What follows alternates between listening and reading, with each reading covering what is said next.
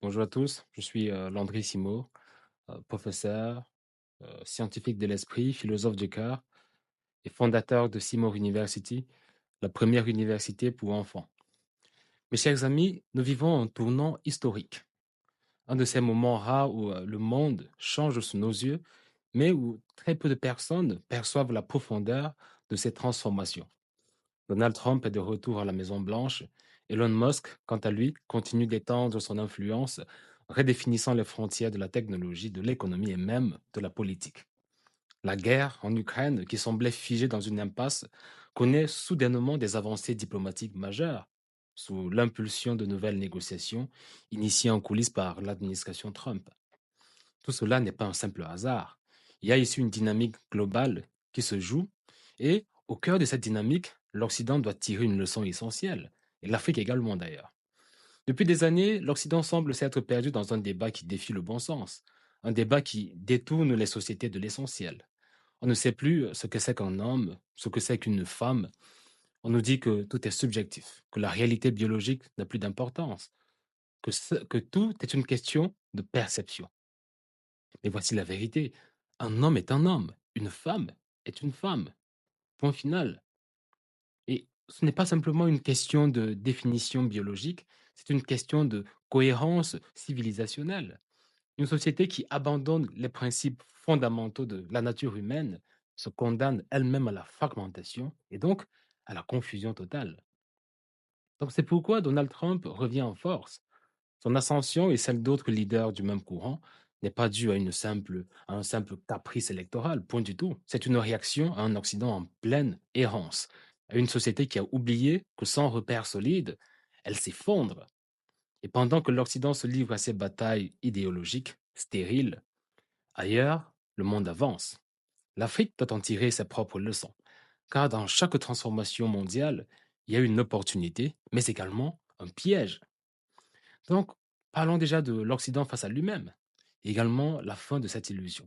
Le retour de Donald Trump n'est pas un simple phénomène politique, c'est le symptôme d'un Occident qui cherche à retrouver ses bases.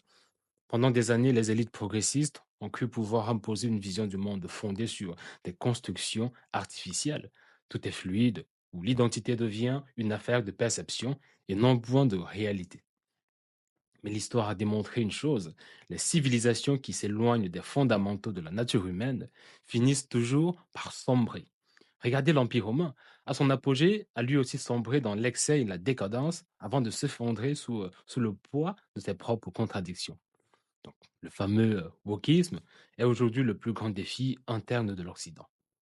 Car ce mouvement ne se contente pas de remettre en cause des normes sociales, il impose une idéologie qui nie la biologie, qui nie la culture, qui nie même la raison, le bon sens. L'homme serait une construction, la femme serait une illusion. Or, la nature n'a que faire des idéologies. L'Occident peut bien réécrire ses manuels scolaires, censurer les voix dissidentes et punir ceux qui osent rappeler des évidences, mais la réalité finit toujours par s'imposer d'elle-même. Et c'est exactement ce qui se passe aujourd'hui. Le retour de Donald Trump est une forme de correction historique, non pas parce qu'il est un sauveur, mais parce qu'il représente un rejet massif de cette dérive. Les classes populaires, celles qui souffrent réellement des décisions absurdes prises par des élites déconnectées, ont compris que la société a besoin de stabilité, a besoin de repères, a besoin d'un retour au réel. Donc l'Occident a un choix à faire. Soit il se réveille et corrige son cap, soit il continue dans cette voie et s'expose ainsi à un effondrement qui sera économique, qui sera social, qui sera civilisationnel. Et c'est vraiment un point majeur. Et pendant ce temps, la guerre en Ukraine nous rappelle une vérité brutale. Pendant que l'Occident s'autodétruit dans des débats absurdes, d'autres pays avancent. Mais Trump, en quelques semaines seulement, a amorcé des négociations que personne n'imaginait possibles. La Russie parle, l'Ukraine écoute, l'Europe aussi. Elle est dépassée, elle semble dépassée par les événements. Pourquoi? Eh bien parce que le monde est en train de muter. Parce que le pouvoir n'est plus où il était auparavant. Et c'est là que l'Afrique doit comprendre que son avenir ne peut pas dépendre des autres. Nous devons être stratégiques. Je dis bien stratégiques. Nous devons anticiper les changements. Nous devons cesser d'être des spectateurs et devenir des acteurs de notre propre destin. Des acteurs de notre propre destin. Donc maintenant, je vais parler davantage en m'appesantissant sur le cas de l'Afrique. L'Afrique face à un nouvel ordre mondial, est-ce une opportunité ou plutôt une menace? Pendant que l'Occident débat sur l'identité de genre et que l'Europe peine à définir sa place dans la guerre en Ukraine, un autre jeu bien plus stratégique se joue sur l'échiquier mondial. Ce jeu concerne les ressources, il concerne la technologie, il concerne l'intelligence artificielle, même l'avenir des nations en développement. Et dans ce jeu, l'Afrique est à la fois un acteur potentiel, mais aussi et surtout une cible. Regardons ensemble les faits. Elon Musk, avec Starlink, est en train d'offrir à l'Afrique une couverture Internet qui contourne les infrastructures locales. Un projet technologique majeur, j'en conviens. Mais une indépendance numérique, et pas du tout. À travers cette dépendance croissante aux entreprises privées occidentales, l'Afrique pourrait rapidement se retrouver dans une nouvelle forme de colonisation numérique. Je m'appelais ça comme ça, colonisation numérique. Et le retour de Trump signifie une chose bien claire. L'Amérique va revenir aux affaires. Mais avec Trump, les accords ne sont pas fondés sur l'idéologie ou même la diplomatie hypocrite. Lui, c'est le business. C'est un homme d'affaires. C'est des deals. Est-ce que vous avez entendu parler de la carte dorée américaine? Avec 5 millions de dollars, vous achetez un passeport américain. Donc, vous achetez la nationalité américaine avec 5 millions de dollars. Trump, c'est du business. Il n'est pas là pour faire dans les états d'âme, il est là pour faire des affaires. Il n'est pas là pour faire dans des débats idéologiques stériles contre nature. Il est là pour faire des affaires. Donc l'Afrique a donc deux options. Soit elle se positionne intelligemment pour négocier de vrais partenariats gagnant-gagnant, soit elle se fait écraser par des accords unilatéraux où seules les grandes puissances s'enrichissent. Mais le plus dangereux, mes chers amis, ce n'est pas Trump, ni même Elon Musk. Le plus dangereux, c'est l'inaction. Le plus dangereux, c'est l'inaction. Les élites africaines, habituées à suivre les directives venues d'ailleurs, risquent une fois de plus de ne pas comprendre la rapidité avec laquelle le monde est en train de changer. Et le danger n'est pas simplement économique, il est, je l'ai dit, civilisationnel. Regardons ce qui se passe en Afrique du Sud, où le wokisme a déjà commencé à s'implanter, sapant l'autorité et même les valeurs traditionnelles. Regardons les influences idéologiques étrangères qui cherchent à redéfinir ce que signifie être africain, non plus selon notre propre histoire, mais selon des modèles occidentaux en pleine crise d'identité. Je dis bien en pleine crise d'identité. Vous avez des gouvernements, des chancelleries occidentales, européennes, je ne vais pas citer, hein, françaises d'ailleurs si vous voulez, qui envoient des émissaires aller essayer d'implanter des idéologies en Afrique. Heureusement qu'ils ont été reçus comme cela se devait. Donc l'Afrique doit prendre une décision, à mon sens, fondamentale. Allons-nous accepter que notre futur soit dicté par les mêmes erreurs que celles qui ont affaibli l'Occident? Ou allons-nous apprendre de ces erreurs pour bâtir un modèle qui nous est propre? Un modèle qui nous est propre. Nous avons une opportunité unique. Pendant que l'Europe s'affaiblit et que l'Amérique se repositionne, l'Afrique a une chance d'émerger. Mais cela demande une chose essentielle, la clarté d'esprit et l'action. Nous devons comprendre que la force d'une nation, la force d'un continent ne vient pas de son adhésion à des idéologies passagères, mais de sa capacité à préserver ses fondamentaux, tout en s'adaptant stratégiquement aux évolutions du monde. Donc, ce que nous devons apprendre du retour de Trump, c'est que lorsqu'une nation perd le contact avec le réel, elle finit toujours par revenir à des valeurs plus solides. Donc, ce que nous devons apprendre donc d'Elon Musk, parce que j'en ai parlé, c'est que la technologie seule ne suffit pas. Ce n'est pas celui qui consomme l'innovation qui domine, mais celui qui la possède. C'est une réalité historique. Et ce que nous devons apprendre de la guerre en Ukraine, c'est que dans le monde actuel, seuls ceux qui négocient intelligemment sont en capacité de survivre. Donc l'Afrique a toutes les ressources nécessaires pour être un acteur majeur du 21e siècle. Mais elle n'aura jamais sa place si elle continue à subir au lieu d'agir.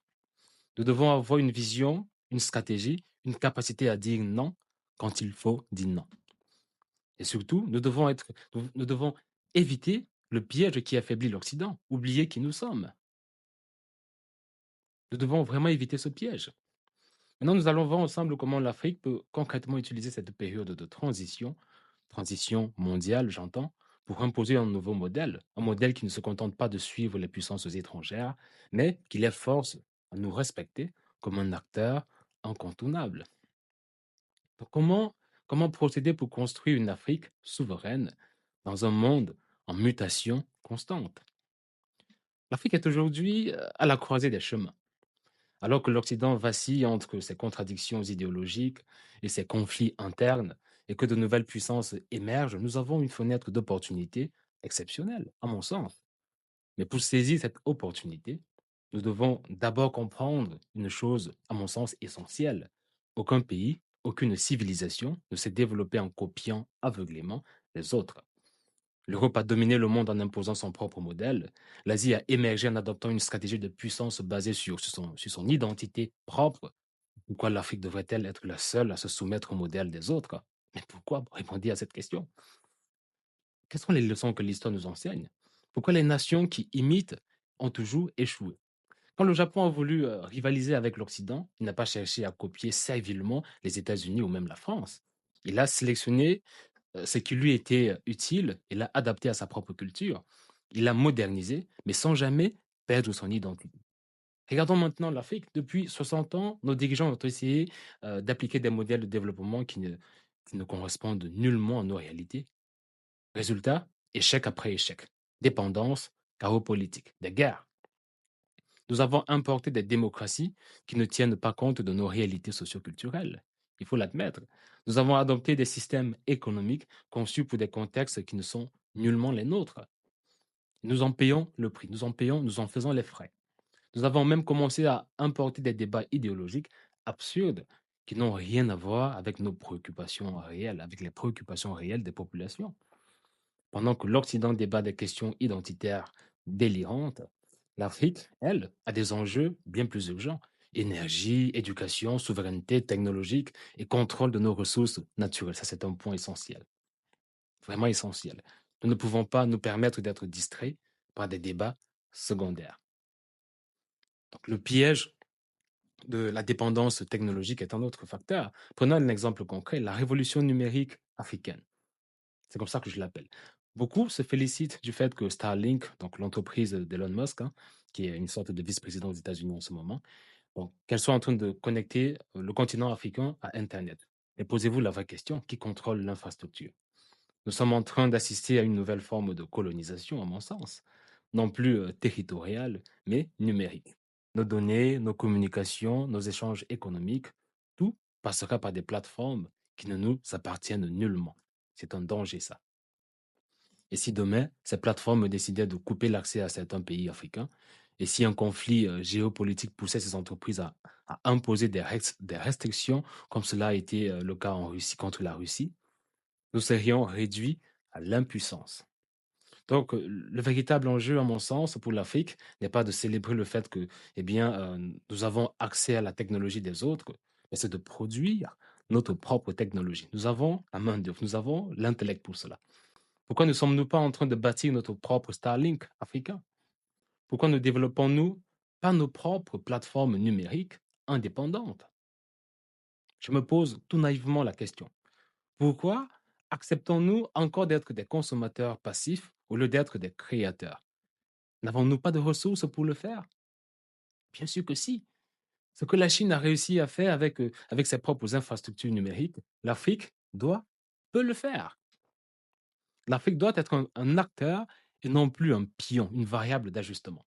L'erreur que nos dirigeants commettent depuis des décennies, c'est de croire que, eh bien, nous devons choisir un camp, être avec l'Occident ou être avec la Chine ou avec la Russie. Mais point du tout. Tel n'est pas le cas. La vraie force d'un continent, ce n'est pas d'être un simple pion sur l'échiquier international, c'est d'être un acteur majeur. Regardez comment l'Inde a réussi à imposer sa vision sur la scène mondiale. Elle ne se soumet ni aux États-Unis, ni à la Russie, ni à la Chine. Elle négocie intelligemment avec tous en fonction de ses intérêts, en fonction de ses propres intérêts, de ses propres valeurs. C'est comme ça que ça marche. Donc, je pense que l'Afrique doit adopter une posture similaire à celle-là. Nous devons être une puissance indépendante, capable de dire non. Et voici la vérité. Car un continent qui eh bien, ne contrôle ni ses ressources, ni sa technologie, ni ses valeurs, eh bien, tout simplement, n'a aucun avenir. Donc nous devons exiger des partenariats équitables et non des relations de domination. Nous devons investir massivement dans l'éducation scientifique, dans l'éducation technologique. Nous devons développer des infrastructures souveraines pour ne pas dépendre des autres. Ça me semble être une évidence, une lapalissade. Donc nous avons le choix, être des spectateurs du monde qui change ou en devenir des acteurs majeurs. Voilà vraiment ce que je vois se dessiner devant nous. Comment l'Afrique peut-elle s'imposer dans ce nouvel ordre mondial? Car une chose est sûre, si nous ne prenons pas cette place, d'autres le feront à notre place. L'Afrique se trouve à un moment critique de son histoire. Ce n'est pas seulement une question de politique ou même d'économie ou même de perte de cerveau. C'est une question de survie, une question d'identité et même de souveraineté. Ceux qui contrôlent le futur seront ceux qui auront compris les véritables dynamiques du pouvoir et non ceux qui se contenteront de suivre les tendances dictées par d'autres puissances. Nous devons cesser de croire que notre salut viendra de l'extérieur. L'Europe, l'Amérique, la Chine, la Russie, toutes ces puissances ont des intérêts et ces intérêts ne sont pas les nôtres. Tant que nous continuerons à attendre que l'Occident nous sauve, sauver entre guillemets, que l'Orient nous protège, nous resterons prisonniers d'un cycle vicieux sans fin. Le retour de Trump, la montée en puissance de Musk, les bouleversements géopolitiques liés à la guerre en Ukraine, tout cela ne sont que des symptômes d'un monde en pleine réorganisation.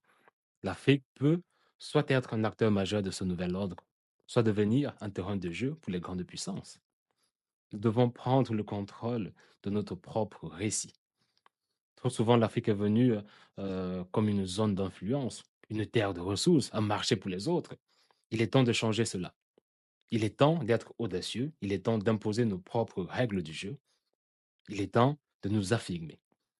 D'abord, nous devons reprendre ou réapprendre à valoriser notre culture et notre identité. Les idéologies importées qui détruisent l'Occident n'ont pas leur place en Afrique. Un homme est un homme, une femme est une femme. Nos traditions, nos structures familiales, nos valeurs ne doivent pas être sacrifiées sur l'autel du progressisme aveugle même en Occident est en train de montrer ses limites d'ailleurs. Il montre ses limites. Ensuite, nous devons établir une indépendance économique et même technologique. Nous ne pouvons pas continuer à dépendre de Starlink, de Facebook, de Google pour notre infrastructure numérique.